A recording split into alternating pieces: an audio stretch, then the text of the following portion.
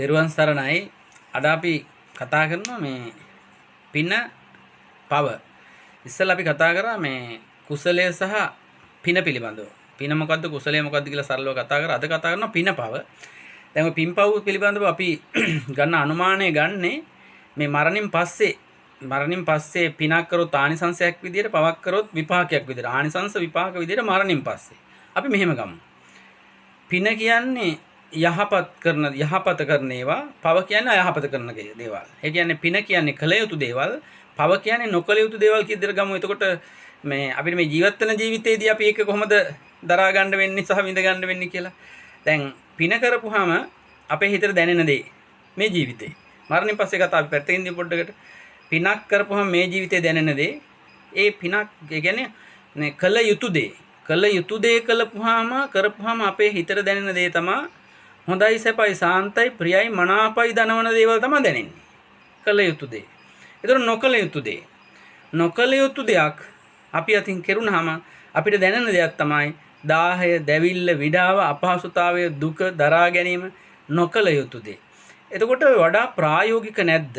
අරක එහෙම නෑ කියනවා නෙවෙයි, වර්ධව තේරුම් ගත යුතු නෑ. වඩා ප්‍රායෝගික නැද්ද?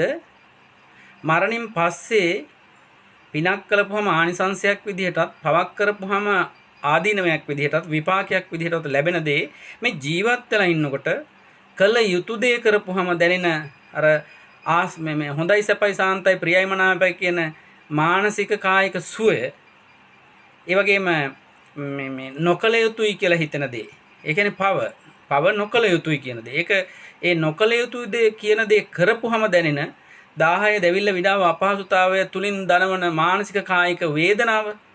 එදික මේ ජීවත් වෙන ස්වභාවය තුල, ජීවත් වෙන ජීවිතය තුල ඒ විඳවීම සහ විඳීම පිනපාව විදිහට තේරුම් ගත්තා නම් මරණින් පස්සේ ලැබෙනවද නැද්ද කියන එකට වඩා වටින්නේ මේ ජීවිතේ හැම ඉන්න එක.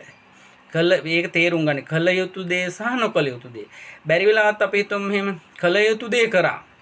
මේ ජීවිතේ හොඳයි සපයි සාන්තයි ප්‍රියයි මනාපයි විදිහට සතුටින් ජීවත් වුණාම, කායික මානසික සතුටත් එක්ක ජීවත් වුණා. එතකොට මරණින් පස්සේ වෙන දේ යහපත් දෙයක් වුණොත් ඒත් හොඳයි. එහෙම දෙයක් නැත්තම් ඒක අපිට ප්‍රශ්නයක් නෑ. ඒතර මේ ජීවිතේ නොකළ යුතු දේවල් නොකර ඉඳපුවාම මේ ජීවිතේ 10ක් දැවිල්ලක් විඩාවක් අපහසුතාවයක් දුකක් නැතුව එදිනෙදා ජීවිතේ ගලාගෙන යනවා. ඒතර මරණින් පස්සේ පවට විපාකයක් තිබුණත් නැතත් මේ ජීවිතේ ඒ පවට සම්බන්ධ දේ, ඒ කියන්නේ නොකළ යුතු දේ අපි අතෙන් වෙලා නැහැ. තිබුණත් එකයි නැතත් එකයි.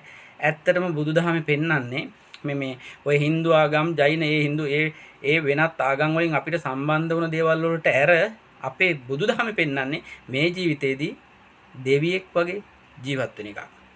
එතකොට පින කියන්නේ කළ යුතු දේ, පව කියන්නේ නොකළ යුතු දේ විදිහට මේ ජීවිතේ තේරුම් ගන්න ජීවත් වුණා නම් අපිට අද දෙන පණිවිඩය එක තමයි විය යුත්තේ එහෙමයි කියන එක. හොඳයි, තෙරුවන් සරණයි.